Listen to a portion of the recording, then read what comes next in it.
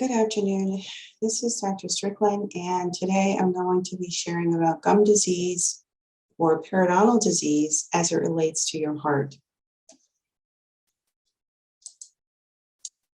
So, in order to talk about the periodontal disease, we have to look at the multifactorial disease factors that can contribute to the inflammatory response in the body. For example, starting with caries. Caries is formed by biofilm or plaque that form on the teeth as a result of fermentable carbohydrates or sugars. And of course, the tooth surface is the part where the plaque and the sugar attack.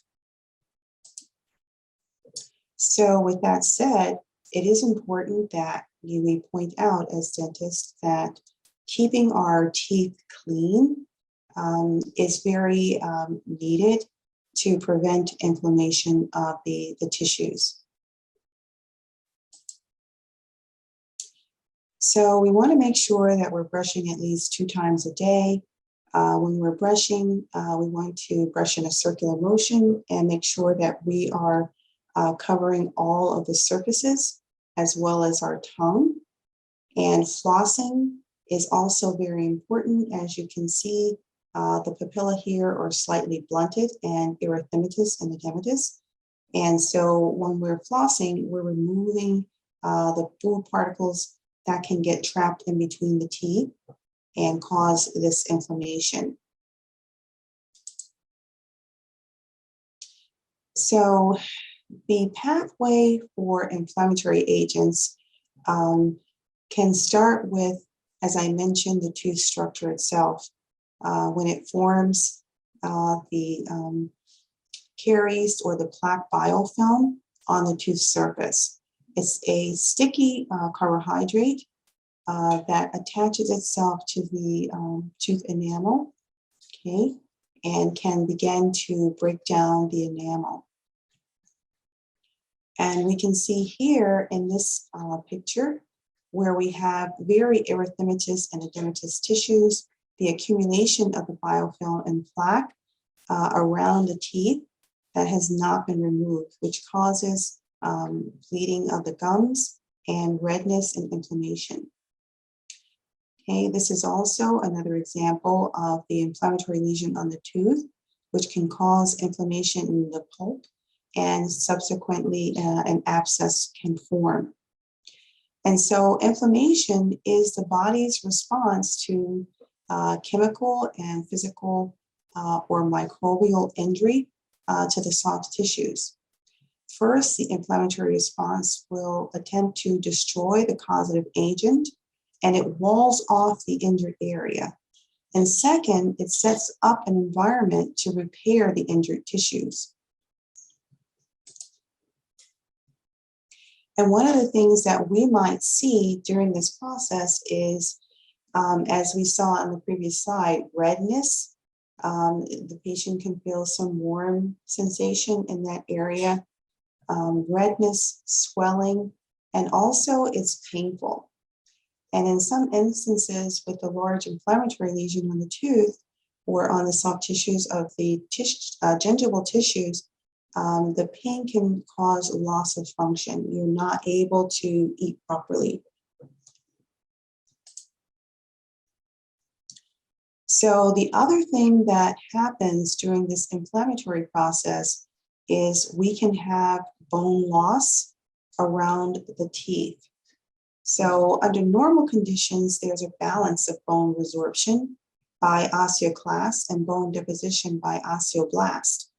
And this exists along a continuum. However, the osteoblasts mediate the resorptive activity of the osteoclast. And the inflammatory mediators, however, can tip this balance in favor of resorption of the osteoclastic activity or deposition of the osteoblastic activity. And this basically hinges on the host immune response.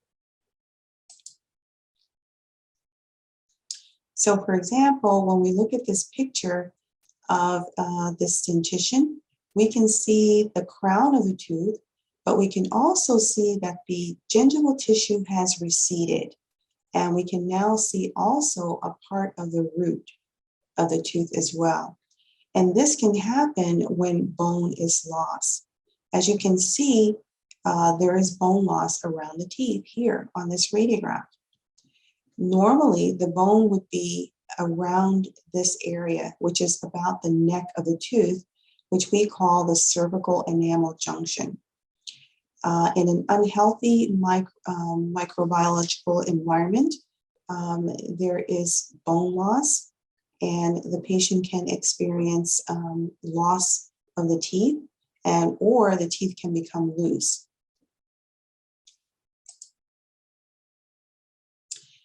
So when this happens, this is known as gum disease or periodontitis.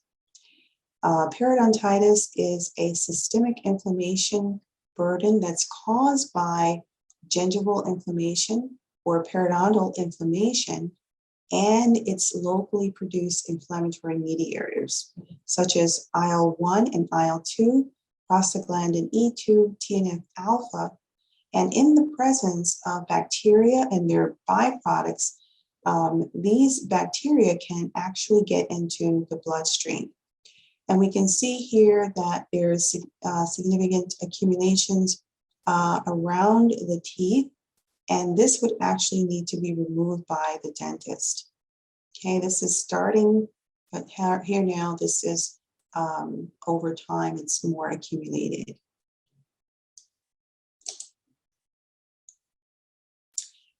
So when we ask the question, is there a link between gum disease and heart disease? Overall, the data indicates that chronic gum disease may contribute to the development of heart disease, the nation's leading cause of death in both men and women in the United States. So when inflammation occurs, we can see that this normal blood vessel is widely open and clear. However, when inflammation continues and progresses, atherosclerosis can occur within the blood vessels. And this is a condition when fatty deposits build up in the lining of the blood vessel and constrict its flow. We can see how this is narrower versus a normal wide patent blood vessel. And it's similar to looking like fat deposits within the blood vessels. And inflammation can also cause certain plaques to rupture.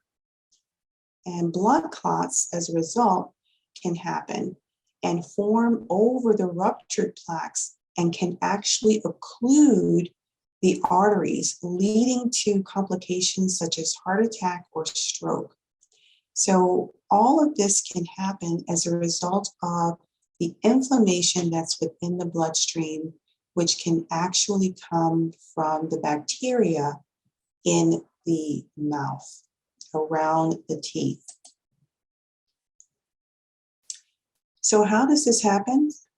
Gum disease is a bacterial infection that can after conditions outside your mouth that can affect conditions outside your mouth, such as your heart. One theory is that gum disease can cause bacteria to enter the bloodstream, where they attach to the fatty deposits in the heart blood vessels. And this condition can cause blood clots that lead to heart attacks, as we mentioned. For example, streptococcus is one of the main bacteria that causes caries on the teeth.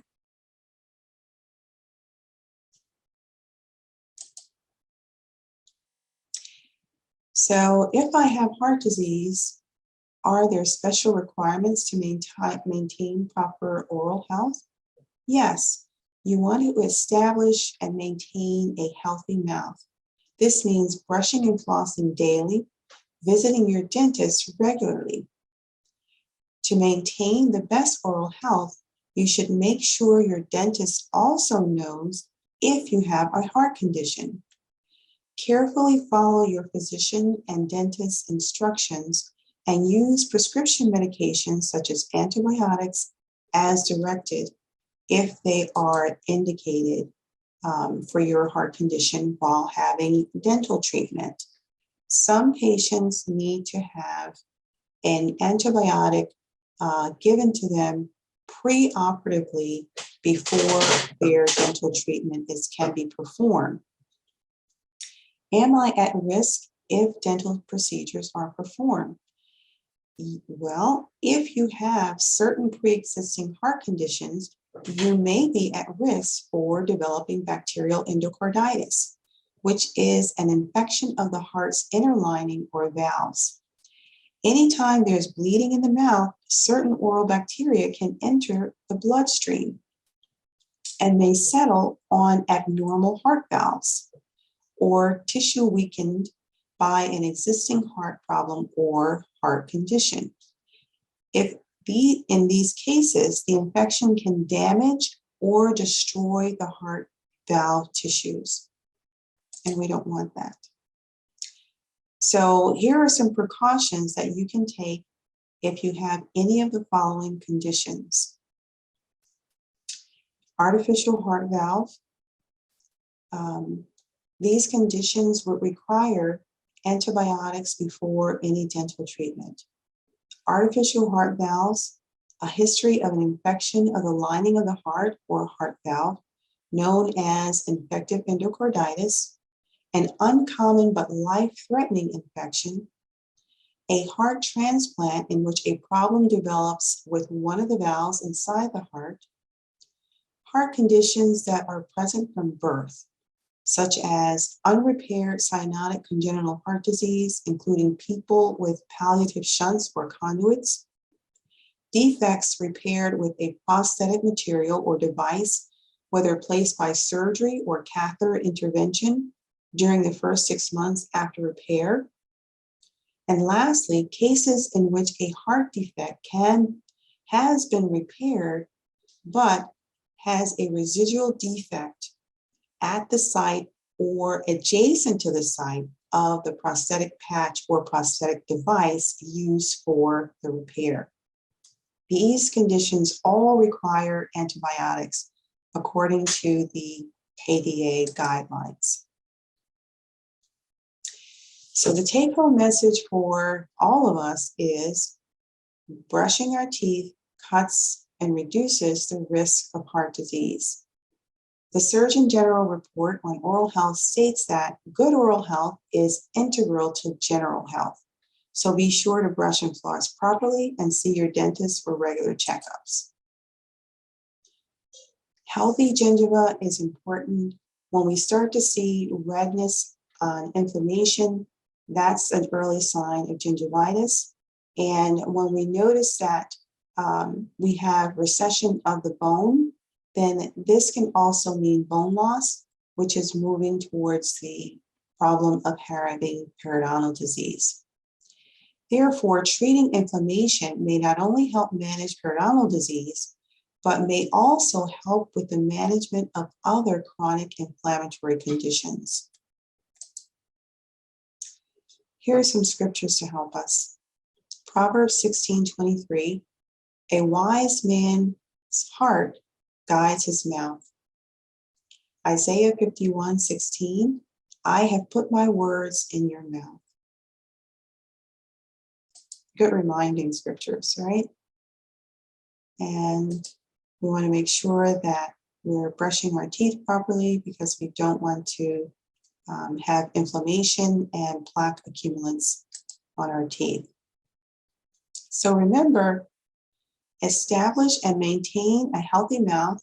This means brushing and flossing daily, visiting your dentist regularly, and be sure to tell your dentist if you have a heart condition and what, if any, medications you're taking for it. The dentist will record important health information in your health record and coordinate treatment with your physician. Very important. Thank you.